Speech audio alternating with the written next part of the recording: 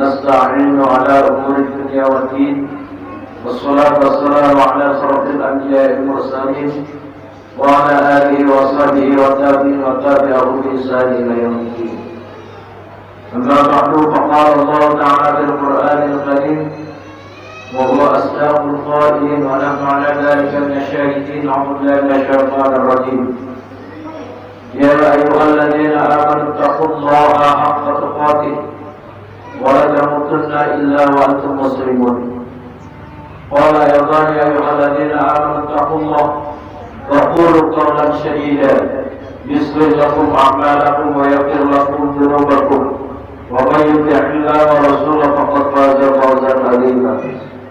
وفي آية أخرى يا أيها الذين آمنوا كتب عليكم الصيام كما كتب على الذين من قبلكم لعلكم تتقون أياما معدودة فمن كان منكم مريضا على سفر فعدة من أيام أخرى وعلى الذين يطيقونه فدية طعام مسكين ومن تطوع خيرا فهو خير له وأن تصوموا خير لكم إن كنتم تعلمون.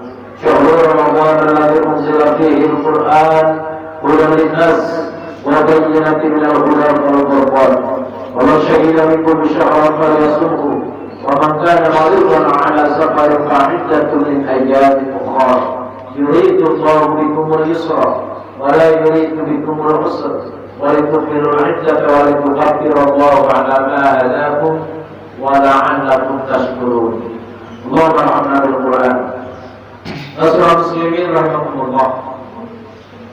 Di bulan yang mulia, di hari yang mulia, di tempat yang mulia, sudah sepantasnya kita mendapatkan kalimat yang mulia, yaitu kalimat yang mulia pada saat ini adalah kalimat syukur kita kepada Allah, rasa terima kasih kita kepada Allah karena sampai detik ini Allah masih memberikan kesempatan hidup untuk kita semua, yang mana tidak ada satu orang pun yang tahu sampai kapan batas menikmati keindahan di dunia. Itu adalah rahasia Allah. Maka ketika kita paham bahwa kematian adalah rahasia Allah, maka tentunya liyabluwakum ayyukum ahsanu amalan. Mari kita berlomba-lomba saling berbuat baik, dan tentunya tidak ada kalimat yang baik, perbuatan yang baik, serta tingkah laku yang baik di hadapan Allah dan Rasulnya kecuali kita meningkatkan takwa kita kepada Allah. Karena sungguh kelak ketika kita berhadapan kepada Allah tidak ada bekal yang harus kita persembahkan di hadapan Allah. Artinya bukan harta, bukan jabatan, bukan anak dan cucu kita, tetapi yang akan kita persembahkan di hadapan Allah fa'inna khairaz zadi taqwa, yaitu takwa. Maka dari itu dalam kesempatan ini mari kita bertakwa dengan sungguh-sungguh dan benar. Sungguh-sungguh menurut pandangan Allah dan Rasulnya, benar menurut Allah dan Rasulnya. Kita nggak ambil pusing. Yang penting takwa ini di hadapan Allah dan Rasulnya benar. Walaupun mungkin di hadapan manusia, ketika kita melaksanakan takwa dengan sungguh-sungguh dan benar menurut pandangan Allah, manusia mengecam kita, manusia menjelekkan kita, manusia memperkucilkan kita, bahkan kita dianggap suatu gerakan yang tidak sesuai dengan Islam masa kini, nggak ada masalah. Karena kita hidup ini beribadah kepada Allah ini hanya ingin mendapat sanjungan dari Allah dan Rasulnya. Kenapa? Karena dalam Al-Quranul Karim banyak hari ini orang mengatakan dan mengklaim dirinya beriman kepada Allah, masuk dalam Islam secara totalitas, tapi ternyata dalam hidupnya mereka tunduk kepada sebagian ajaran Allah dan tunduk pula kepada sebagian ajaran manusia. Maka Allah tekankan di dalam surat Al-Baqarah 208, ya ayyuhalladzina amanu dkhulu fis silmi kafah wa la tattabi'u khutuwati syaitan innahu lakum aduwwun mubin. Ini ayat gampang dihafal dan mudah diingat-ingat. Artinya tidak sedikit umat Islam yang hanya hafal ayat ini. Tapi ternyata banyak orang yang berpendapat bahwa ayat ini untuk kondisi sekarang tidak layak pakai. Jadi ada ayat tidak layak pakai. Ketika Allah mengajak ya ayyuhalladzina amanu dzkuru fis-silmi kafa, artinya bahwa umat Islam ini harus tunduk sepenuhnya kepada ajaran Allah dan Rasul-Nya. Wala tattabi'u khutuwati syaitan. Jangan sampai umat Islam ini mengaku dirinya tunduk kepada Allah, mengaku dirinya tunduk kepada ajaran Allah, tapi prakteknya di dalam kehidupan sehari-hari mereka tunduk kepada sebagian ajaran manusia. Beberapa bulan yang lalu, beberapa tahun yang lalu, ayat ini cukup menohok bagi umat Islam. Karena masalah bab ibadah, ritualitas kita kepada Allah saja, ketika kita niat untuk beribadah kepada Allah, sholat contohnya, tapi ketika dalam praktek pelaksanaan sholat, banyak orang yang tidak tunduk kepada ajaran Allah, tapi tunduk pada sebagian ajaran manusia. Ini terjadi di mana-mana. Na'udzubillah, subhanallah. Iwan fillah yang saya hormati dan yang saya cintai karena Allah. Berkali-kali saya sampaikan bahwa takwa ini secara lugah artinya takut. Secara definisi artinya intisarul awamirlah wajtinabun nawahi, melaksanakan semua apa yang diperintah oleh Allah dan menjauhi semua apa yang dilarang Allah. Rumusnya, caranya. Nah, mungkin kalau kita hitung mendengar arti dan definisi takwa sudah ribuan, sudah jutaan kali mungkin. Ya, di mana-mana kita mendengar, apalagi kalau hari Jumat, mereka mengajak ittaqullaha haqqa tuqatih wa la tamutunna illa wa antum muslimun. Wahai umat Islam semua, khususnya yang berada dalam masjid, mari kita bertakwa kepada Allah dengan sungguh-sungguh dan benar. Itu sering disampaikan, itu sering dilanturkan. Tapi sayangnya mereka tidak memberikan rumus, mereka tidak memberikan cara seperti Allah yang telah ajarkan kepada nabi-nabi yang terdahulu. Bagaimana rumusnya? Ayat 103, wa'tasimu bihablillahi jami'a wa la tafarraqu wadhkuru ni'matallahi 'alaikum id kuntum a'da'a fa'alafa baina qulubikum fa'asbatum bi ni'matihi ikhwana wa kuntum 'ala safa hufratin minan nar fa'anqadhakum minha kadzalika yubayyinullahu lakum ayatihi la'allakum tahtadun. Jadi rumusnya jelas. Kata Allah, kalian tidak akan mampu melaksanakan takwa dengan totalitas. Kalian tidak akan mampu untuk hulu fisilmi kafa. Kalian tidak akan mampu mempraktekkan takwa kepada Allah dengan sungguh-sungguh dan benar, kecuali kalian bersatu dan jangan berpecah belah. Itu rumusnya. Rumusnya hanya bersatu. Kita lihat fakta hari ini. Ketika umat Islam hari ini tidak bersatu, ketika umat Islam hari ini banyak pemimpin, ketika umat Islam ini banyak kiblat-kiblat yang mereka percayai, faktanya apa? Faktanya apa? Ini pukulan telak bagi umat Islam. Faktanya, yang seharusnya Islam itu adalah ummatan wahidah, umat yang satu.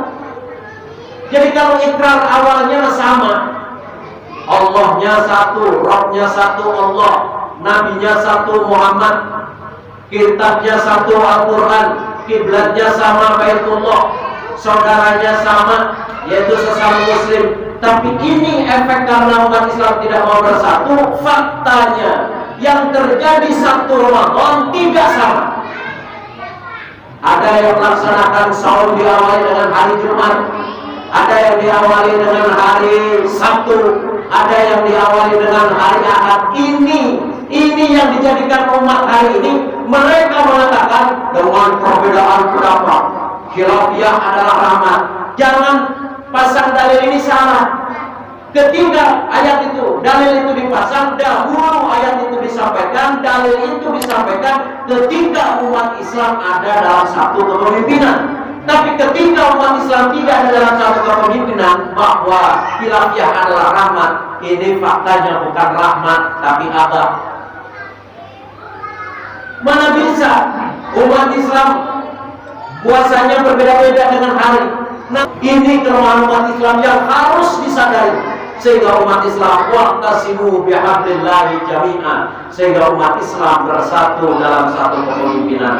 Tidak akan terwujud sebuah peraturan apapun tanpa adanya pemimpin. Dan terbukti hari ini ketika umat Islam hari ini tidak ada pemimpin, sok bisa kita lihat di mana-mana.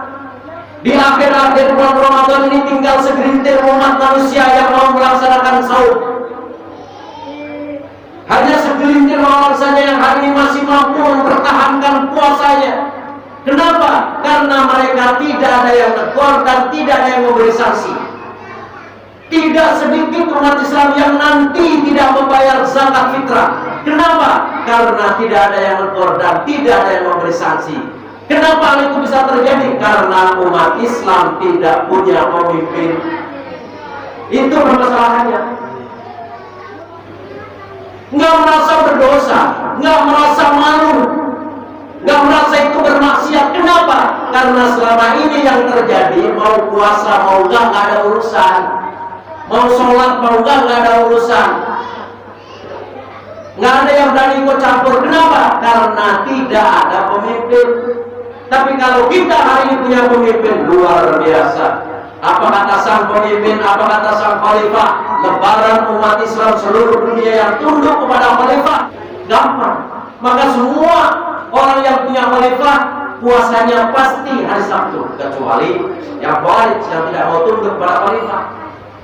Dan sedahulu kala ketika zaman Rasulullah SAW, para umatnya juga melaksanakan sahur, melaksanakan sholat, melaksanakan zakat, infak dan seterusnya. Tapi apa yang terjadi ketika pada saat Rasulullah SAW wafat, dan itu ada masa fatrah kepemimpinan 3 malam 2 hari, oh ternyata ada yang memberikan kesempatan baik agar umat Islam tidak membayar infak dan zakat yang dipelopori oleh Musailamah al-Kadzdzab. Sehingga sebagian besar umat pada saat itu ketika Rasulullah wafat, mereka tidak mau sholat, mereka tidak mau zakat, mereka tidak mau infak, dan akhirnya diangkatlah Abu Bakar As-Siddiq untuk menjadi seorang khalifah mengganti Rasulullah SAW. Diselidikilah oleh Abu Bakar As-Siddiq, ternyata banyak umat Islam yang tidak tunduk kepada kekhilafan Islam, banyak orang-orang yang tidak melaksanakan sholat, banyak orang-orang yang tidak melaksanakan zakat.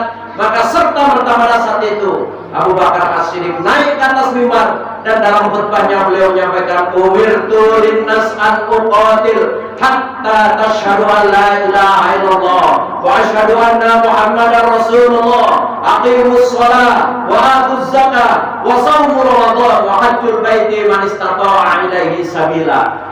Masya Allah, selama ini kita kenal Abu Bakar ini orangnya lemah, lembut, enggak keras. Iya, memang betul beliau sifatnya semacam itu, tapi beliau paling keras dan tegas. Kalau umat Islam menantang dengan syariat Islam, kalau umat Islam tidak mau melaksanakan ajaran Islam, terbukti beliau menyampaikan, wallahi umirtu linnas, demi Allah kami perintahkan kepada manusia, bunuh dia. Bunuh dia. Orang yang tidak mau zakat, orang yang tidak mau puasa, orang yang tidak mau haji, bagi yang mampu, orang yang tidak mau sholat, bunuh dia sampai dia kembali asyhadu alla ilaha illallah wa asyhadu anna muhammadar rasulullah. Sampai beliau orang itu kembali mengakui Nabi Muhammad sebagai nabinya, nggak Musailamah al-Kadzdzab. Kembali mereka melakukan sholat, kembali mereka melakukan zakat, infak dan seterusnya. Itulah hebatnya umat Islam ketika punya pemimpin. Maka hari ini faktanya rapuh, umat Islam rapuh, ya, rapuhnya luar biasa. Nah, mudah-mudahan kita hari ini yang mengawali dan mempelopori bangkitnya kembali sistem kekhilafan Islam, sehingga umat Islam akan paham siapa pemimpinnya. Mudah-mudahan Allah memberikan istiqomah kepada kita semua. Barakallahu wa lakum fil Qur'anil azim wa nafa'ana wa iyyakum bima fihi minal ayati wa dzikril hakim. Taqabbal minna wa minkum tilawatahu innahu huwal ghafurur rahim.